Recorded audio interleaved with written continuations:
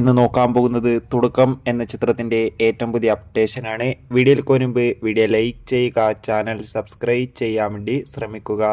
Jude Antony ജോസഫിന്റെ സംവിധാനത്തിൽ വിസ്മയ മോഹൻലാൽ പ്രധാന വേഷത്തിൽ വരാൻ പോകുന്ന ചിത്രമാണ് തുടക്കം. എല്ലാ സിനിമാ പ്രേമികളും ഒരേപോലെയാണ് ചിത്രത്തിന്റെ ഓരോ അപ്ഡേഷനും അറിയാൻ വേണ്ടി കാത്തിരുന്നത്.